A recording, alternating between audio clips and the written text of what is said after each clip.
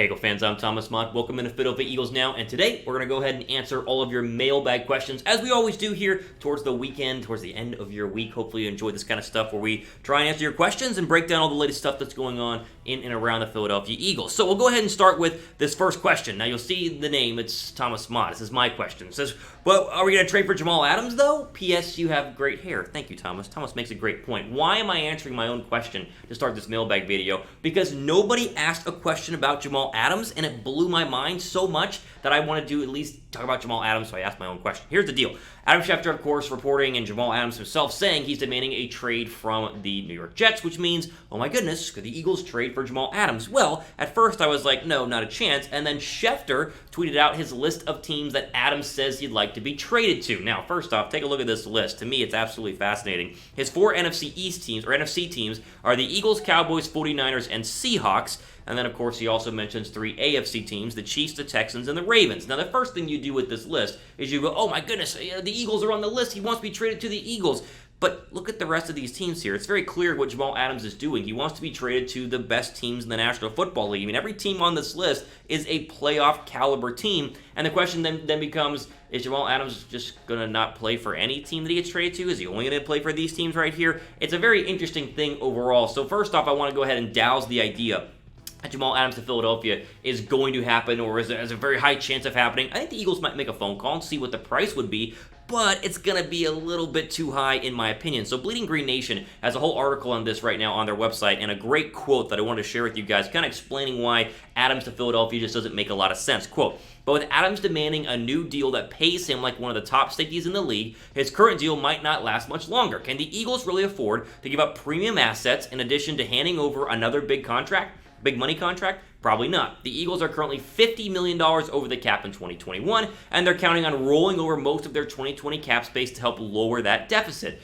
Being able to use their 2021 first-round pick on an inexpensive rookie deal is also an important part of the equation. So this is what Eagle fans need to fully understand when it comes to Jamal Adams. You have to weigh the greatness of Jamal Adams, which we all know is fantastic. Jamal Adams, the stats speak for themselves. He's been one of the best safeties, if not the best safety in the league the past couple of years. But you weigh that with, okay, you trade for him, you got to give up something, and you also need to re-sign him to a new contract, and you are not very good in terms of cap space in 2021. So it's hard to make it all work. Now, could Philadelphia figure it out? Sure. 100%. They could absolutely figure out a way to trade for Jamal Adams. To me, it just doesn't make a lot of sense overall. I think they're very happy with their current secondary depth chart, and they drafted another safety who was hopefully going to be the safety of the future if Jalen Mills does not work out in Kayvon Wallace. So, can they trade for Adams? Yes. Will they trade for Adams? I would go ahead and go with no, but crazier things have happened, and Joe Douglas, the former director of player personnel, is now for the Eagles, is now the GM of the Jets. So, never say never, I guess. I just think it's very, very unlikely. I'll ask you guys, though. Should the Eagles trade for Jamal Adams, of course, despite all the cap issues and the compensation you have to pay? Would you do it? Type Y down below for yes. Type N down below for no.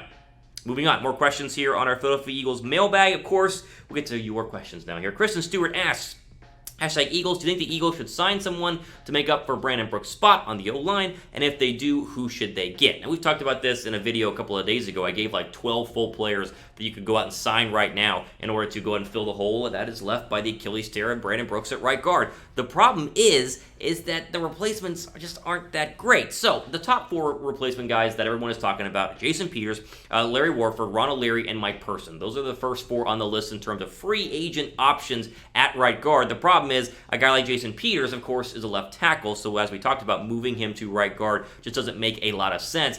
I think what they're going to do is kind of what I believe Albert Breer from the Monday Morning Quarterback said that they're going to do. They're going to roll with Matt Pryor, who, of course, is on the Eagles' depth chart right now, so you put him as a starting right guard there, and then if he's awful in training camp, then maybe you pick up the phone and call Jason Peters, or you call somebody else and make a trade. Tooney, of course, from the Patriots. We talked about that a couple of days ago. So I think they're going to roll with what they have in-house right now, which, of course, is Matt Pryor, Jack Driscoll, whoever's the best will start, and the only way they actually go out and sign one of the four players I mentioned or somebody else is if they're absolutely terrible. Like, if Pryor's garbage, then you'd have to go get somebody, but I don't think he will be. So I think they're going to go ahead and keep it as it is. That makes the most sense in terms of what Philadelphia needs to do right now at right guard. if you think they do need to make a move, then just like this video. I want to see how many likes we can get in this video and see how many of you guys want the Eagles to make a move for a right guard. Just hit thumbs up. Don't need to comment down below. Just give me a thumbs up right now if the Eagles should go ahead and make a move for a right guard. Let's see. Perry Luce asked, what do you think about signing Peters back to start at tackle and moving someone like Dillard to guard? Okay, so this again goes off the idea of signing Jason Peters, just because, of course, Peters is, really almost a lifelong Eagle, even though he technically didn't start in Philadelphia. I'd be fine with that, but again, you asked the question, can Andre Dillard play right guard? He struggled mightily at right tackle, filling in for Lane Johnson last year, and so while the depth chart might look good with Peters, the left guard, and Samalu, and then Kelsey, and then Dillard, and then Lane Johnson, a lot of first-round draft picks on that offensive line, I just don't know if Andre Dillard can actually play right guard. It seems like he's struggling at tackle right now. Figure out tackle first. You draft him as a tackle and then move him over to right guard. Does this mean the Eagles won't try Dillard at right guard if Pryor or Driscoll is terrible? No, I think that they absolutely would go ahead and try him out there. I just don't see it happening because there is a big difference between right guard and right tackle, left guard, right tackle. Like all the tackle and guard are two different positions, and that's why different players are playing at those positions instead of being able to play anywhere on the offensive line.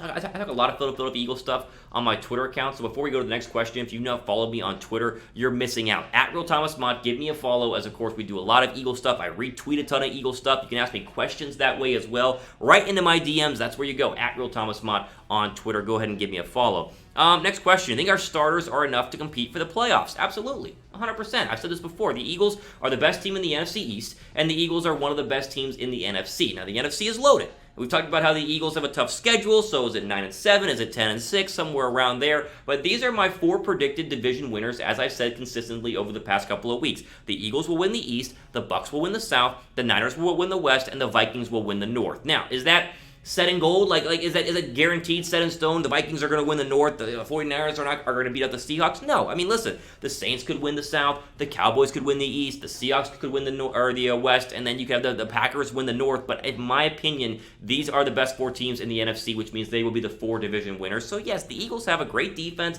They have a lot of young skill players now on offense. They have Carson Wentz, who's one of the best quarterbacks in the National Football League. They absolutely can compete in not only the playoffs, but in the NFC, and hopefully going all the way to the Super Bowl. It's good enough to be a competitive team right now in the NFC, and that is all that matters.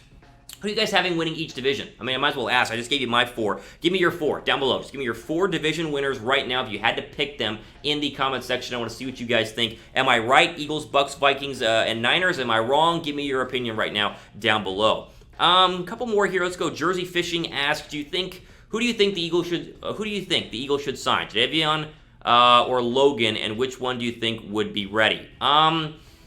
I mean, neither. I think we've talked about this a little bit too much. People are probably tired of me answering the same questions on Jadeveon, Clowney, or Logan Ryan. The Eagles are not going to sign either one of them. The main reason why, we've talked about, they have the worst cap situation in 2021. They're hoping to take their $24 million in free cap space right now and roll that over to next season to help mitigate the negative $51 million. The $51 million they are over the cap. Clowney's too expensive. Logan Ryan's too expensive. The Eagles are fine on the defensive line. They're fine in the secondary. Both these players would be great. I'd love either one of them. It's just not really a possible option. So I think we can go ahead and put to bed the Logan Ryan and the Jadeveon Clowney stuff because it just does not seem like the Eagles will be signing either one of them.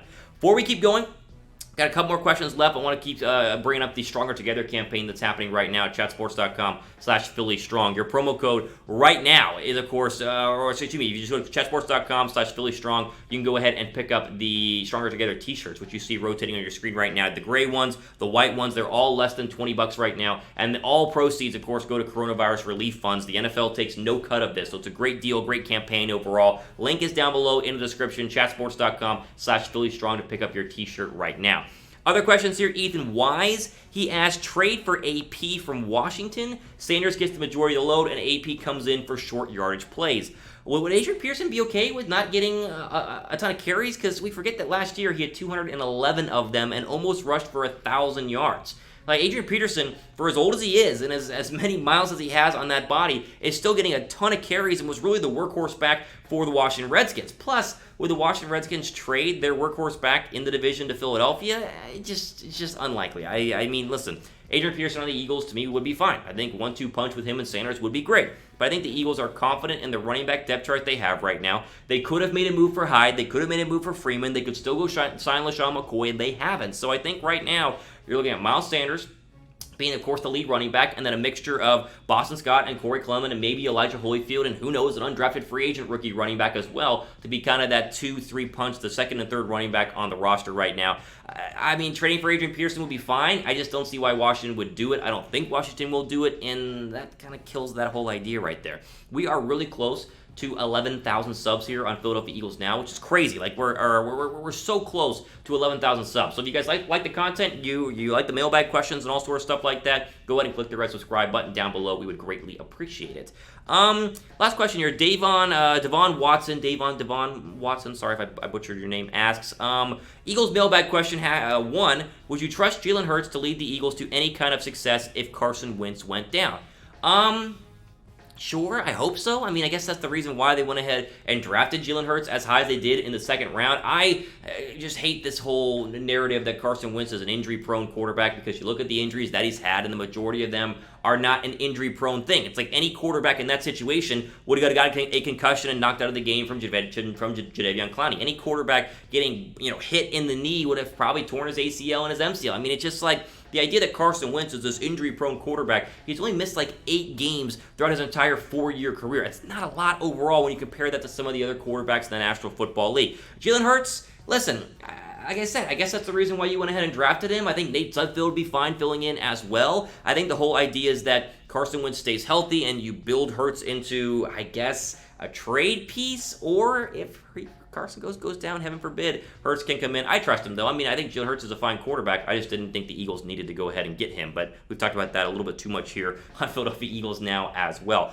All the time we have for today here on the mailbag video. I see a lot more questions. We'll get to those probably in a second mailbag video, either tomorrow or the next day, so stay tuned for that. Hopefully your question was answered. I'll be going through the comments and seeing your guys' thoughts on these videos, as I always do. For Chat Sports, I'm Thomas Mott, signing off for the rest of your day.